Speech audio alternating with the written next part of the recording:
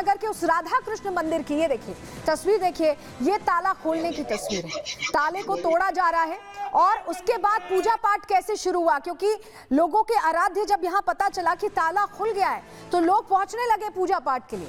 और ये तस्वीरें इसलिए भी देखना जरूरी है क्योंकि जो कहते हैं कि संभल में कुछ नहीं था, जो कहा जाता है कि 19 कूप थे, 22 कूप थे, करीब अलग अलग जगहों पर 52-53 मंदिर थे, वो खुलासे ये तस्वीरें देखकर समझ में आ रहा है। मंदिर में दर्शन पूजन कैसे चल रहा है ये हम आपको तस्वीरों के जरिए दिखा रहे हैं। देखिए ये मंदिर में दर्शन पूजन किया जा रहा है और लोग पहुंच रहे हैं। पहले इन इलाकों में जाना लोगों के लिए मुश्किल होता था क्योंकि मुस्लिम बाहुल इलाके हैं, लेकिन अब मंदिर जब खुल गया है तो आस्थावान जो सनातनी है उनकी भीड़ यहाँ पर दिखाई दे रही है। तस्वीरें आपको ऊपर से भी मंदिर की दिखा रहे हैं। अब लोग पहुंचकर दर्शन पूजन करने में जुट गए हैं। ये तस्वीरें अपने आप में बता रही हैं कि लोग कितने उत्साहित हैं, जयकारे लगा रहे हैं। सुनिए।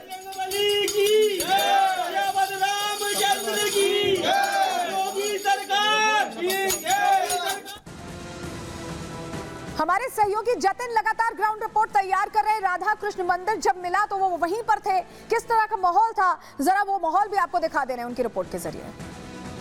संभल में 46 साल बाद मंदिर के कपाट खुले, उसके बाद से विधिवत तरीके से मंदिर में पूजा अर्चना की जा रही है। आज बुधवार है, सुबह की तस्वीर मैं आपको दिखाऊं। जो भक्त है वो यहाँ पर पहुंच रहे हैं, पंडित जी भी बैठे हुए हैं। कल हमने देखा था कि उज्जैन के जो महाकाल का श्रृंगार जिस तरीके से होता है उसी तरीके से शिवलिंग का श्रृंगार किया गया और आज की भी आप यहाँ पर जो तस्वीरें देखेंगे तो आज भी पूजा अर्चना जो है वो की गई है, आरती जो है वो यहाँ पर की जाती है और भगवान हनुमान जी की जो प्रतिमा है वो भी यहाँ पर है। जो लोग यहाँ पर पूजा अर्चना करने आ रहे हैं वो कुएं की पूजा भी कर रहे हैं। धूप बत्ती आपको यहाँ पर साफ तौर पर जलती हुई नजर आ जाएगी। तो कहीं ना कहीं इस कुएं की मान्यता को लेकर जो प्रशासन है वो अब इसको रिवाइव करने के लिए जो काम है वो कर रहा है। तो चलिए, ये आपने देख लिया राधा कृष्ण मंदिर मिल गया, लेकिन मंदिर के पास कुआं भी मिला है। आपको याद होगा पहले जो खगुसराय में मंदिर मिला था वहां भी कुआं मिला था। यानी जो हमारी सनातन परंपरा में ही जल स्रोत पास ही होते हैं, पूजा पाठ के लिए इस्तेमाल में लाए जाते हैं, वैसा ही यहाँ पर एक जल स्रोत, ये देखिए यहाँ पर भी मंदिर के पास ये कुआं मिल गया है। ये दूसरा मंदिर है। आप समझिए कि ये दूसरा मंदिर का खुलासा हुआ है और संभल को लेकर कहा जाता है कि यहाँ पर 19 कूप हैं और पता नहीं अनगिनत मंदिर भी हैं। वो जो नक्शा हमने आपको दिखाया था उसमें बताया गया था कि हरिहर मंदिर के आसपास कितने सारे मंदिर हैं और कूप है। और ऐसे में अब ये सच्चाई, एक तरह से हरिहर मंदिर का जो दावा है, ये तस्वीरें उसको और मजबूत करती दिखाई दे रही हैं क्योंकि कल की भगवान का अवतार होने की बात कही गई और अब तो निशान भी मिलने लगे हैं, सनातन के प्रतीक दिखाई देने लगे हैं। जतिन की एक और रिपोर्ट इस कुएं से जुड़ी आपको दिखा रहे हैं। संभल के इतिहास को, संभल के 19 कूप को रिवाइव करने की एक तरीके से प्रशासन कोशिश कर रहा है। वो 19 कूप दरअसल कहाँ हैं वो हम आज आपको दिखाएंगे। साथ ही उनमें से कुछ कूप जिनकी पहचान कर ली गई है और वहाँ पर खुदाई का जो काम है वो भी शुरू कर लिया गया है, उसकी तस्वीरें भी हम आपको दिखाएंगे। लेकिन सबसे पहले ये मैप आप देखिए, एक कूप पर 19 में से एक कूप पर इस वक्त मैं मौजूद हूँ। इसको चतुर्मुख कूप बोला जा रहा है और ये नक्शा इस जगह पर बनाया गया है। वो चतुर्मुख कूप, दरअसल मेरे पीछे ये जो पोस्टर आप देख रहे हैं इसके पीछे जो कूप है उसी को चतुर्मुख कूप जो है वो बताया जा रहा है। लेकिन सबसे पहले आप इस नक्शे को देखिए। इस नक्शे में चतुर्मुख कूप जो है वो दरअसल ये जगह है। हरि मंदिर, जिसको फिलहाल शाही जामा मस्जिद बोला जाता है, उसका मैप है और ये जो सर्कल आप देख रहे हैं दरअसल यही वो 19 कूप है जिसका एडमिनिस्ट्रेशन जिक्र कर रहा है। लेकिन सबसे पहले इस मैप को आप तक डिस्क्राइब करें, आपको इसी चतुर्मुख कूप की तस्वीर यहाँ पर आपको दिखाते हैं। मेरे विजय अगर थोड़ा आगे आएंगे तो देख पाएंगे तकरीबन 20 फीट अभी तक इसको खोदा गया है। और आप ये देखिए कि कूप जिसको प्राचीन भी बोला जाता है, बहुत पुराना बोला जाता है, आप ईंटें लगी हुई देख रहे हैं। इस कूप के साइड में जो ईंटें लगी हुई हैं वो बेहद पुरानी है। इस तरीके की जो पत्थर बोल लीजिए, ईंटें बोल लीजिए, जिसका इस्तेमाल कूप बनाने में पुराने समय में किया जाता था, वो पत्थर मिलना अब बेहद मुश्किल है। लेकिन इस कूपों को रिवाइव करने का जो काम है वो प्रशासन कर रहा है।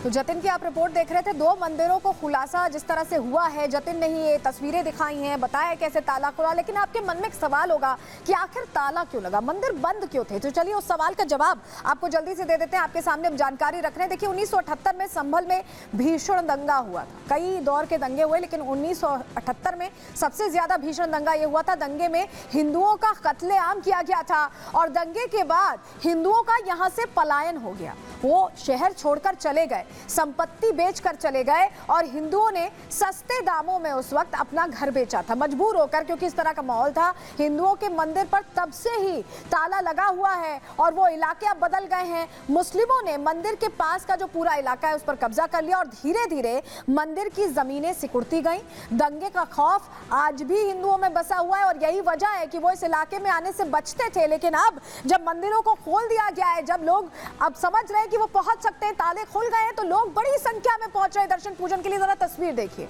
ये दंगा पीड़ितों की तस्वीर है जिनके परिवार उनसे जुड़े हुए थे। उन्होंने बहुत कुछ खोया उस दौरान।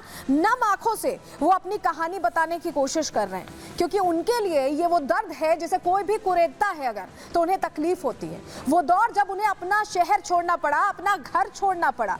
और आपको बताएं 1978 में बाकायदा जब दंगे हुए थे तो उस दौरान शिकायत की गई थी। जो पुलिस को शिकायत का पत्र दिया गया था उसकी कॉपी आपको दिखा रही है। देखिए हाथ से लिखा हुआ है, हाथ से ये पूरी शिकायत लिखी हुई है। क्या क्या कर गुजरना पड़ा, कैसे यहाँ से निकलना पड़ा, पूरी कहानी इस शिकायत पत्र में लिखी हुई है। 1978 का ये शिकायत पत्र जो अपने हाथों से उस वक्त दंगा पीड़ितों ने लिखा था। क्या हुआ था उस दौरान, इस शिकायत पत्र में क्या लिखा था, चलिए जानकारी अब जल्दी से आपके सामने रख रहे हैं। संभल में 1978 में दंगे का ये शिकायत पत्र मिला है जिसकी तस्वीर हमने आपको दिखाई। शिकायत पत्र में एक एक बात यहाँ दर्ज है, एक एक बात लिखी हुई है। शिकायत पत्र में लिखा है कि भीड़ नारा लगाते हुए आई, दुकानों में आगजनी की और तोड़फोड़ की गई। दंगाइयों ने कई दुकानों में लूटपाट भी की, यानी नुकसान पहुंचाया सीधा सीधा। शिकायत पत्र में 2700 नगद लूटने का जिक्र है उस दौर में। 1978 में 2700 कितने होते थे आप समझिए। 23,500 रुपए की खाद लूटने का भी जिक्र है और 23,500 भी उस दौर में कितने होते थे आप जरा समझिए। 1978 की हम बात कर रहे हैं, कितना बड़ा अमाउंट था उस दौर में, वो लूट का जिक्र है। और शिकायत पत्र में बाकायदा दंगाइयों के नाम लिखे हुए हैं। क्या क्या नाम लिखे हुए हैं ये भी देख लीजिए। इरफान, जुबैर, अच्छा नारती, सरदार गौस, ये वो लोग थे जिन्होंने उस वक्त दंगा किया था, यहाँ पर लोगों को प्रताड़ित किया था, हिंदुओं को खास तौर से प्रताड़ित किया था। बब्बू पल्लेदार, लल्ला, रिफागुल और नवाब गौस, ये वो नाम है। कासिम आरती, डॉक्टर अकील, अख्तर, जमील, ये कुल 12 आरोपी हैं जिनके नाम उस शिकायत पत्र में, जो भी हमने आपको तस्वीर के जरिए दिखाया था, उसमें लिखे हुए थे। पीड़ित ने लिखा था कि इन्हें पहचान सकता हूं, यानी पहचान वो सकते थे अगर उस वक्त कार्रवाई होती, लेकिन उस वक्त प्रशासन ने साथ नहीं दिया, कार्रवाई नहीं हुई। और दंगा पीड़ितों का जो दर्द है वो अभी भी अगर आप उनसे बात करेंगे तो उनकी आंखें भर जाती हैं। कैसे ही परिवार से हमने बात की, सुनिए जरा उनकी आप बीती। नखासे में मुरारी लाल के फड़ के नाम से हमारा कारखाना था।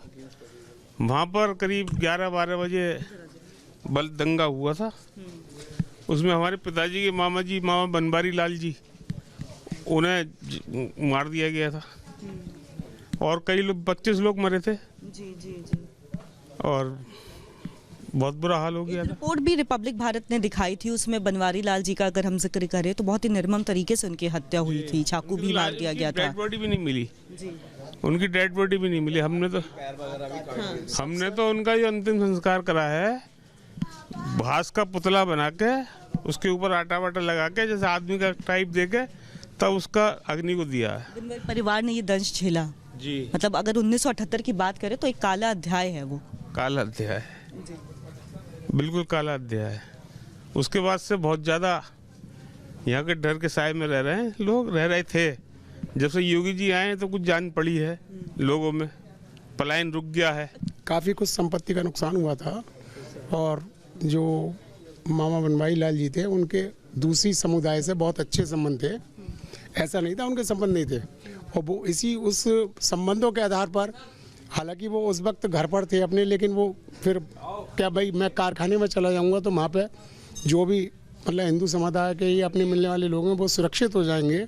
लेकिन वो उनकी सारी परिकल्पना धूल धूसरित हो गई और उनके साथ भी मतलब गलत व्यवहार हुआ, जिससे कि वो सारी की सारी स्थितियाँ सामने आई। ये थी, वो तो यही समझते थे क्योंकि भाई बड़ा अच्छा मतलब उनका संबंध था। सारे जो लोग रहते थे ये ऐसा नहीं था कि संबंध नहीं थे, लेकिन ये उस संबंधों को उस समय सब खत्म कर दिया गया।